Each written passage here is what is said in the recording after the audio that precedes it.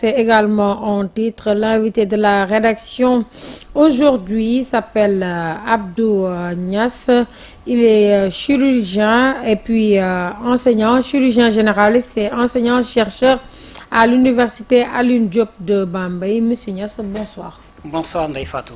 Vous préparez la première sortie de promotion de la faculté de médecine de l'université Alioune Diop de Bambey.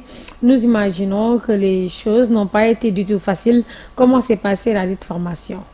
Effectivement, comme vous l'avez dit, les études médicales sont des études assez longues qui durent 8 ans. Donc l'université Alioune Diop de Bambey, qui a été inaugurée par le président sortant, M. Abdoulaye Wade, en 2007 et qui a été érigée en université en 2009, qui porte le nom d'Alioune Diop en 2011 et qui se contentait au début sur l'enseignement d'économie, des sciences juridiques, de technologie, a également mis en place l'enseignement en santé communautaire à l'époque. C'est en 2017 que, sous le magistère du professeur ancien recteur Lamine Gueye, qui s'est donné corps et âme pour que l'enseignement de la médecine puisse être débuté à cette université en 2017. D'accord. Donc c'est ainsi que cette première promotion qui a commencé en 2017 a achevé cette année en 2024 ses études médicales. Et comme cela est de coutume dans les autres universités, donc on se regroupe en une journée de commémoration où on les encourage, on les félicite, on leur donne des parchemins. Et également ce sera le moment de féliciter et de remercier l'ensemble des encadreurs qui l'ont accompagnés jusqu'ici. D'accord. Quelles sont les difficultés que vous avez rencontrées durant cette formation? Alors, comme je le disais, des études longues donc, nécessitent beaucoup de moyens, ce qui n'était pas facile du tout au début. D'abord, le premier problème, c'est le déficit en enseignants, car à ce jour, il n'y a que 6 enseignants titulaires au niveau du département de médecine. Donc, cela suppose que... Dans toute la faculté?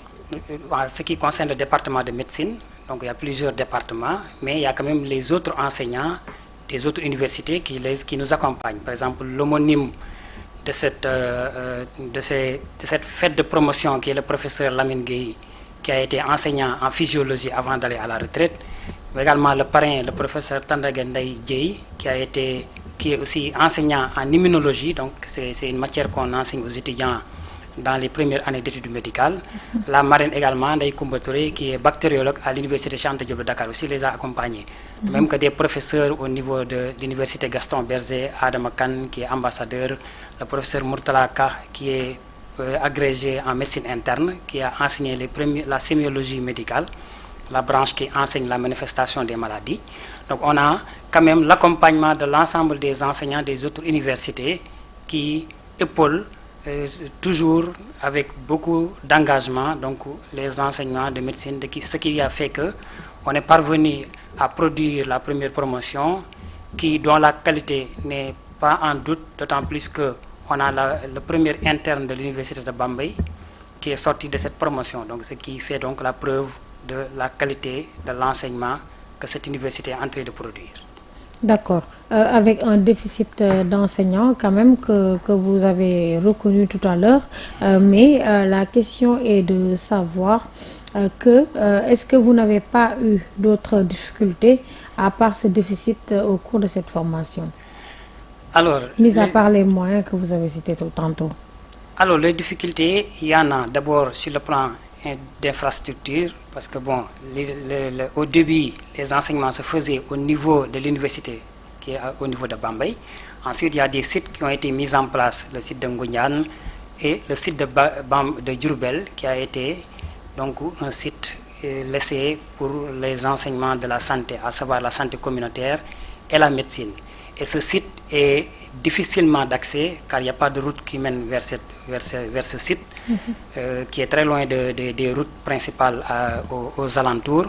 Mais également, les locaux sont trop limités, il n'y a pas assez de salles de cours, il y a un seul grand amphithéâtre qui n'est pas si large que ça pour accueillir le nombre d'étudiants qu'on souhaiterait. Donc, ce qui fait, avec cette tendance d'augmentation des orientations chaque année, donc on appelle quand même les autorités gouvernementales à prendre les devants pour augmenter aussi bien les locaux, mais également le campus social où logent les étudiants et que, comme je l'ai dit tout à l'heure, que comme les études médicales c'est 8 ans, donc l'étudiant doit être un étudiant tant qu'il n'a pas encore soutenu sa thèse. Mais le déficit de logement fait que souvent le CROUS a des difficultés à loger les étudiants de médecine au-delà de la 5e année, et ce qui pose un véritable problème. Donc nous appelons encore les autorités gouvernementales à venir en appui pour augmenter donc, en infrastructure donc, ce site de Diourbel. D'accord. Il y a les mêmes disciplines qu'à la faculté de médecine de l'université Cheikh Anta Diop de Dakar? Effectivement, donc l'enseignement de médecine est universel. Ce sont les mêmes matières qu'on enseigne partout dans le monde. C'est organisé avec le système LMD en semestre. Donc chaque année, il y a 2 semestres et pour chaque semestre, il y a des objectifs.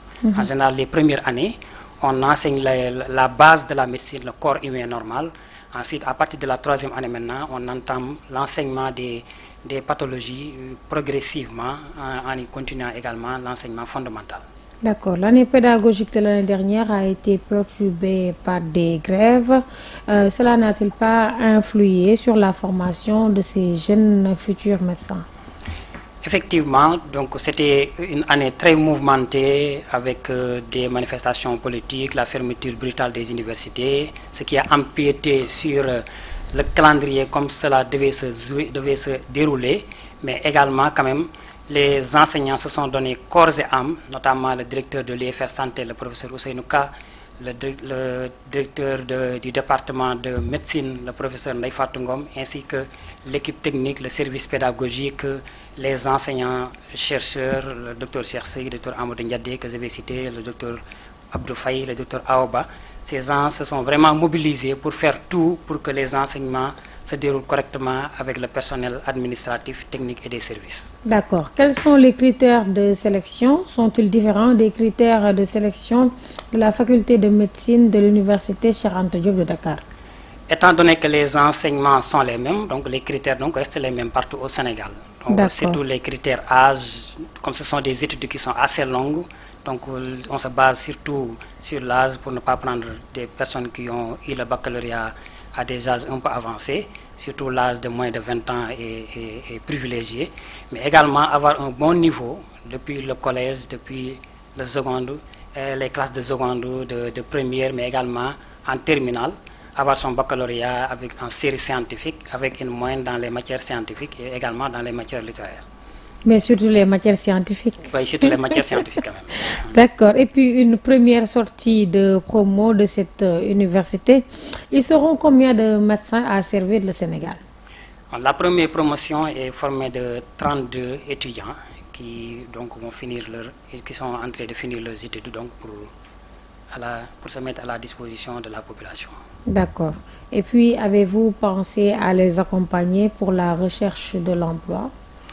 Effectivement, donc l'université est là pour former des médecins, mais la plus grande partie revient aux autorités gouvernementales qui doivent quand même aider surtout ces jeunes médecins qui depuis très longtemps font partie des meilleurs de leur génération, depuis primaire, collège, lycée, avec un très bon niveau qui arrivent à l'université et qui ont galéré pendant 8 années très difficiles en alternant les amphithéâtres, les hôpitaux, des stages, des gardes, de façon bénévole, sans revenu. Donc s'ils finissent la médecine et que les parents étaient là à attendre, donc je pense que le plus logique serait vraiment de les inclure directement dans la fonction publique ou bien de les accorder des contrats qui les permettent de garder leur dignité, mais également de pouvoir survenir à leurs besoins et assister également leur famille. D'accord. Si j'entends cette doléance, je sous-entends également qu'il y a des médecins qui peuvent être des médecins chômeurs. Effectivement, il y en a encore au Sénégal et on appelle les autorités à y remédier, car quand même le nombre de médecins est très insuffisant au Sénégal. D'accord, c'est ce qui est dommage, alors qu'il y a beaucoup de malades quand même dans beaucoup de régions de ce pays. Et puis, quelle est la particularité de la faculté de médecine?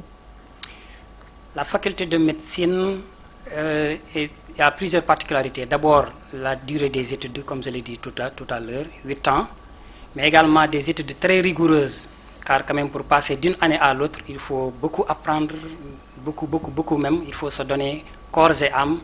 Et ça, parfois, si on n'est pas à côté de parents qui comprennent un peu, ça va être difficile parce qu'on n'a plus de vie sociale, on est loin des familles, on est tout le temps à la faculté, tout le temps dans les hôpitaux.